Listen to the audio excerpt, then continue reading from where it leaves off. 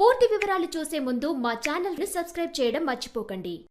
శ్రీ గురుభ్యో నమః. శ్రీ మహాసరస్వత్యై నమః. ఓం నమః శివాయ. నారాయణ శాస్త్రి ఆస్ట్రాలజీ ఛానల్ వీక్షిస్తున్నటువంటి ప్రేక్షక మహాశీలకు స్వాగతం, సుస్వాగతం.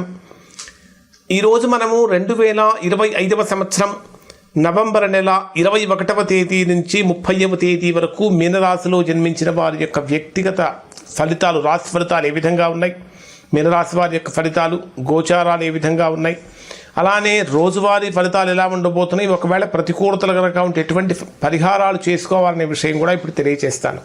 కానీ ప్రేక్షక మహాశీలకు చిన్న విజ్ఞప్తి ఏమిటంటే, ఇప్పటిదాకా మా ఛానల్ చూస్తూ సబ్స్క్రైబ్ చేసుకుని వారు లేదా మొదటిసారిగా చూస్తున్న వారు సబ్స్క్రైబ్ చేసుకోండి. సబ్స్క్రైబ్ చేసుకున్న వారు బెల్ సింబల్ యాక్టివేట్ చేసుకోండి. బెల్ సింబల్ యాక్టివేట్ చేసుకుంటే మేము చేసిన ప్రతి వీడియో కూడా మీకు వచ్చి చేరుతుంది.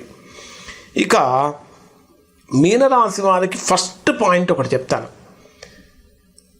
గత సుమారుగా ఒక 15-20 రోజుల నుంచి కూడా ఆర్థిక సమస్యలతో, అనారోగ్య సమస్యలతో బాధపడినటువంటి మీనరాశి వారికి ఆ సమస్యల నుంచి విముక్తి లభించే కాలం దగ్గర పడింది. అంటే ఆ సమస్యల నుంచి బయటకు వచ్చేస్తారు. ఇప్పటిదాకా రుణ సమస్యలతోటి తీవ్రమైనటువంటి ఒత్తిడి ఎదుర్కొన్నటువంటి వారికి రుణ సమస్యల యొక్క తీవ్రత నుంచి చక్కగా తగ్గుతుంది. కొత్త కొత్త అవకాశాలు అనేటటువంటివి మీనరాశి వారిని వెతుక్కుంటూ వస్తాయి. ఆర్థికంగా కొద్దిగా లేచి నిలబడటానికి ఎదుటివారు కూడా సహకరించేటటువంటి సమయము అని చెప్పాలి. ఈ 10 రోజులు మీనరాశి వారికి వ్యక్తిగతంగా ఆత్మవిశ్వాసం పెరుగుతుంది. ఆర్థిక వ్యవహారాలు బ్రహ్మాండంగా ఉంటాయి. కుటుంబ సమన్వయం, కుటుంబంలో మీనరాశి వారు చేయవలసిన పని ఏంటంటే, ఇప్పటి వరకు మీరు మీ కుటుంబంలో అంటే భార్యకు భర్త, భర్తకు భార్య చెప్పకుండా ఏమైనా సరే ఆర్థిక వ్యవహారాలు కనుక నడిపించి ఉన్నట్లయితే ఖచ్చితంగా అవి మీ జీవిత భాగస్వామికి తెలియచేయండి. తద్వారా రాబోయేటటువంటి సమస్యల నుంచి విముక్తి పొందడానికి అవకాశం ఉంటుంది. రాబోయే సమస్యలను తగ్గించడానికి అవకాశం ఉంటుంది. అలానే కుటుంబ సమన్వయము, విద్యా, ఉద్యోగము, పురోగతి, విదేశీ అవకాశాలు వంటి విషయాలలో ప్రత్యేకమైనటువంటి మార్పులు కూడా తీసుకొని వస్తాయి. శని మీ జన్మరాశిలోనే సంచరిస్తున్నటువంటి కారణం చేత బాధ్యతలు కూడా ఎక్కువైపోతూ ఉంటాయి. అయినప్పటికీ ఫలితం మాత్రం స్థిరంగా ఉంటుంది. మీ ఆలోచన విధానం చాలా పరిపక్వంగా మారుతుంది.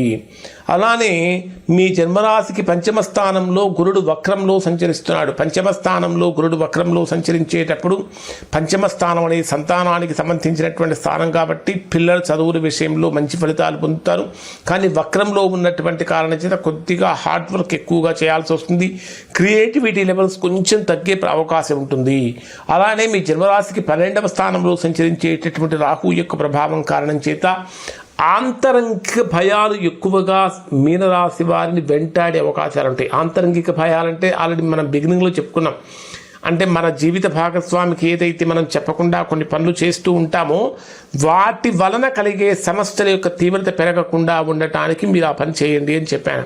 ఖచ్చితంగా వాటి కారణం చేత ఆంతరంగిక సమస్యలు అనేటటువంటివి కొద్దిగా పెరిగే అవకాశాలు, ఆంతరంగిక సమస్యలు, రహస్య వ్యయాలు పెరుగుతూ ఉంటాయి. అలానే రవి, కుజ, బుధ, శుక్రగ్రహాలు, ఈ గ్రహాలన్నీ కూడా 9వ స్థానంలో సంచరిస్తున్నటువంటి కారణం చేత ధర్మము, విదేశీ విషయాలు, ఉన్నత స్థానాల విషయంలో మంచి ఫలితాలు పొందుతారు. కానీ 25వ తేదీన మీకు ఏం జరుగుతున్నదంటే, బుధుడు అష్టమ స్థానంలోకి వస్తాడు. 25వ తేదీ నుంచి కొంచెం తీసుకునే నిర్ణయాలు గజిబిజిగా, గందరగోళంగా మారకుండా ఉండాలి అంటే వెల్ విషర్స్ యొక్క సూచనలు, సలహాలు తీసుకోవటం చాలా మంచిది. ప్రధానంగా మీనరాశి వారికి 21వ తేదీ నుంచి, అంటే రోజువారీ ఫలితాలను కనుక మనం పరిశీలించినట్లయితే 21వ తేదీ ఉదయం నుంచి 22వ తేదీ సాయంత్రం 4:45 వరకు ఉండేటటువంటి సమయంలో ఇది మిమ్మల్ని అదృష్టం వెతుక్కుంటూ వస్తుంది అని చెప్పాలి. ఇది మిమ్మల్ని మానసికంగా ఉన్నతమైనటువంటి స్థితికి తీసుకుని వెళుతుంది. విదేశీ సంబంధాలు బాగా బలపడతాయి. ఉన్నత విద్య కోసం చేసే ప్రయత్నాలు కూడా ఫలిస్తాయి. విద్యా విద్యార్థులు అద్భుతమైనటువంటి ఫలితాలు పొందుతారు.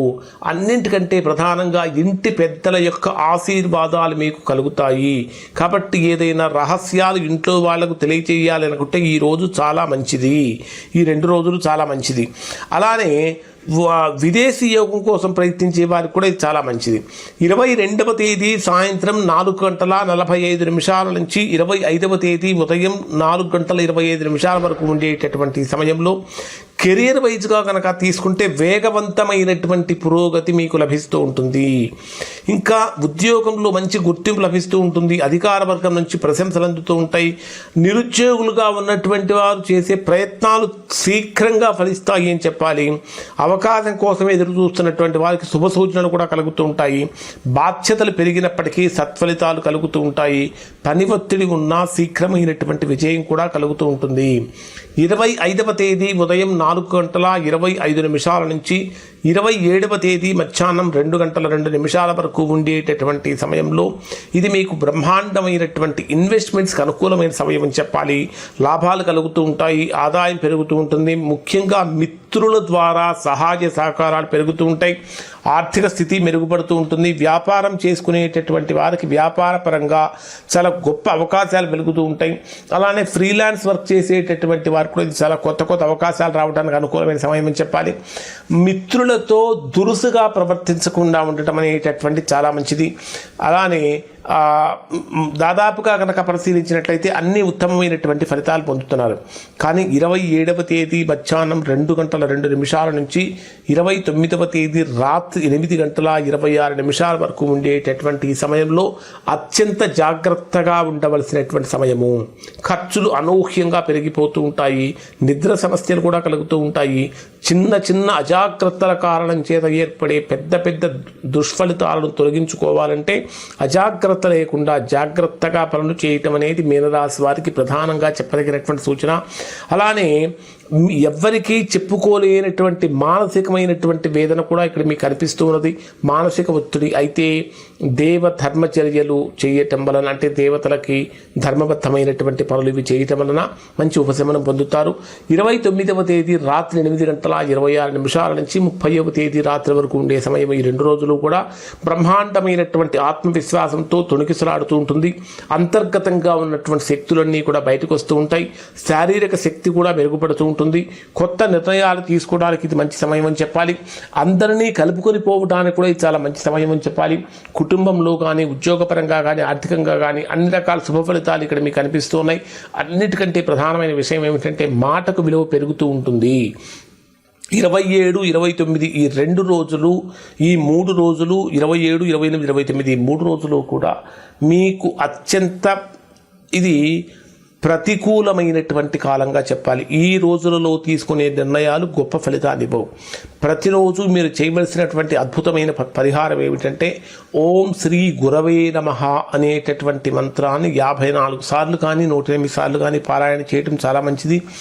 గురువారం రోజున సాయిబాబా దేవాలయంలో కానీ, దత్తాత్రేయ స్వామి దేవాలయంలో కానీ, మీకు విద్య నేర్పినటువంటి గురువులకు కానీ, లేదా మీకు దగ్గరలో ఉన్నటువంటి గుడిలో ఉండేటటువంటి పూజారులకు, అర్చకులకు కానీ పసుపు రంగు వస్త్రాలను దానం చేయటం వల్ల మంచి ఫలితాలు పొందుతారు. ఇంకా వీలైతే శనివారం రోజున అనాథాశ్రమాలకు వెళ్ళి మీకు తోచినంత మీ శక్తి కొద్ది ఏదో కొంత ఇచ్చిరండి.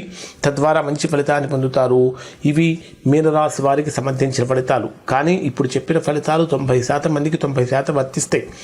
ఎవరికైతే వర్తించడం లేదో, ఎవరైతే ఇంకా తీవ్రమైనటువంటి ప్రతికూలతలు పొందుతున్నారో దానికి కారణం ఏమై ఉంటుందంటే వారి యొక్క వ్యక్తిగత జాతకంలో ఏర్పడినటువంటి దోషం యొక్క ప్రభావం ఏముంటుంది.